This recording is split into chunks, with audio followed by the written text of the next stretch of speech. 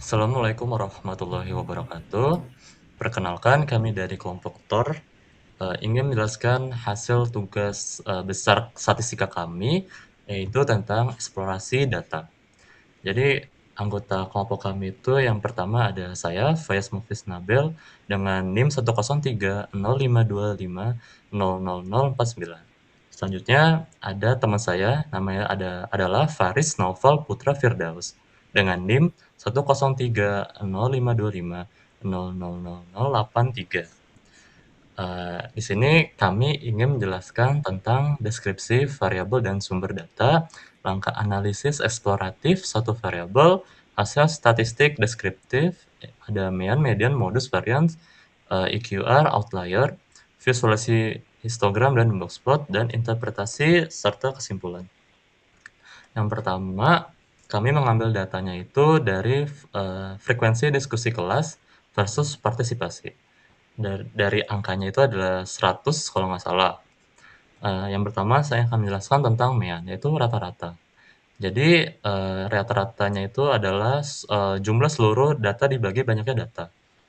Kami menemukan angkanya adalah 30,178. Rumus Excelnya adalah average data 1 hingga 100.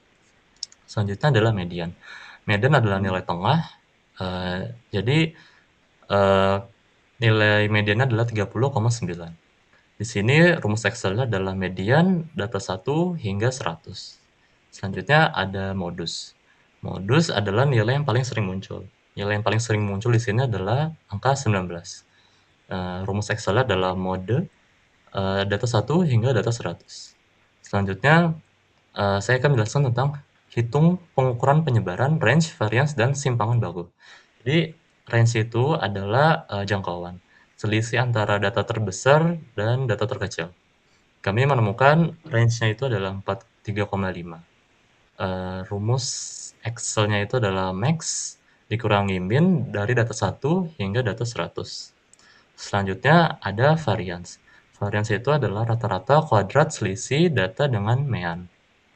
Di sini kami menemukan datanya adalah 97,60068.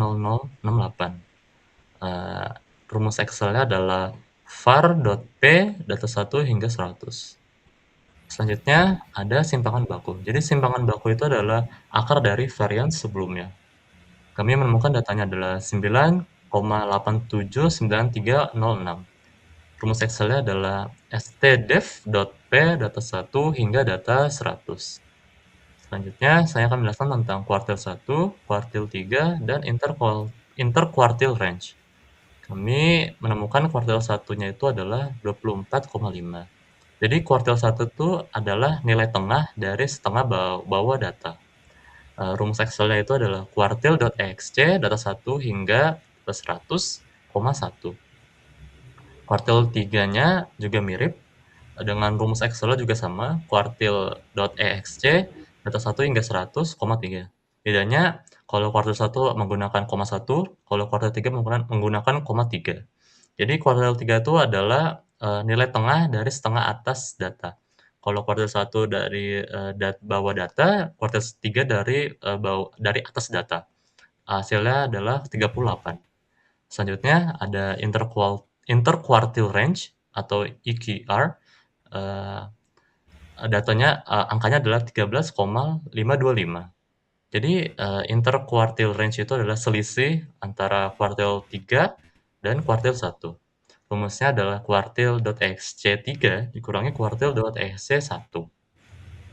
Selanjutnya saya akan menjelaskan tentang outlier. Jadi outlier itu adalah data yang terlalu jauh dari data lainnya. Jadi kalau misalnya batas bawahnya adalah 3,8625, itu masih aman, soalnya min-nya adalah 10. Jadi kalau min-nya 10 itu masih masih batas aman. Terus ada juga batas atas. Batas atasnya kami menemukan ada 57,9625. Dan di sini maksnya adalah 53,5. Jadi masih di dalamnya. Maksnya adalah 53,5, masih di dalamnya 57.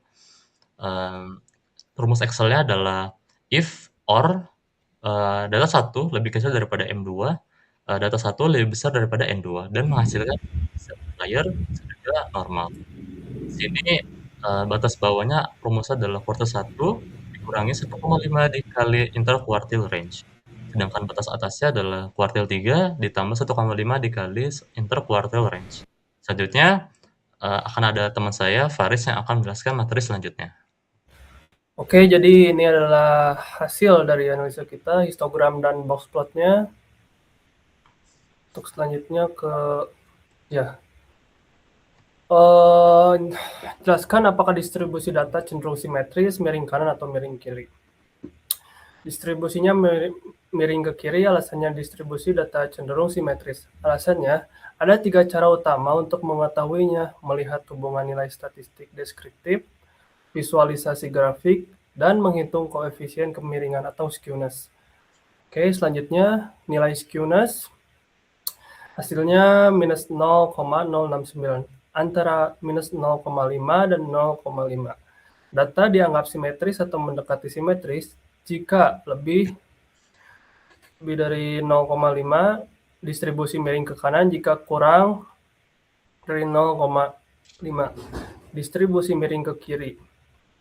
Oke, nilai skewness-nya adalah minus 0,069 yang berarti sangat mendekati angka 0.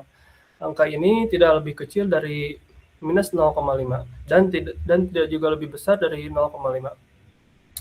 Oke, yang selanjutnya rentang atau range ya. Data memiliki selisih antara nilai tertinggi 53,5 dan terendah 10 sebesar 43,5. Ini menunjukkan adanya cakupan durasi diskusi yang cukup luas di antara para peserta. Selanjutnya, simpangan baku atau standar deviasi.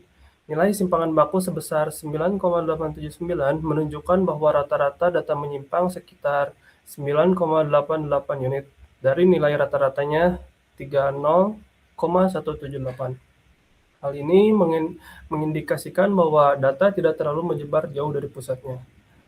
Yang selanjutnya, interquartile range atau UQR. Sebesar 50%, data berada pada rentang 13,525, yaitu di antara nilai kuartil bawah 24,15 dan kuartil atas 38. Ini menunjukkan bahwa mayoritas durasi diskusi berkumpul di area tengah tersebut. Oke, selanjutnya interpretasi outlier. Meskipun rentang datanya cukup lebar, hasil analisis menunjukkan tidak ditemukannya adanya outlier atau pencilan. Nilai minimum 10 dan maksimum 53,5 masih berada di dalam batas normal bawah 3,8625 dan batas normal atasnya 57,9625. Oke, hal yang menarik dari data atau dari hasil eksplorasi data.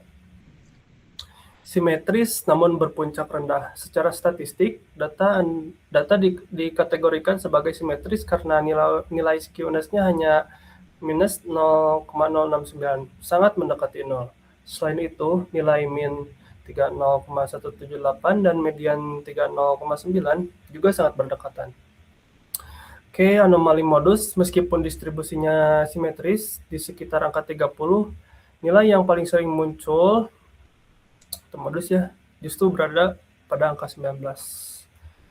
Mungkin begitu saja dari kelompok kita. Mohon maaf bila ada kesalahan. Cukupan sekian. Assalamualaikum warahmatullahi wabarakatuh.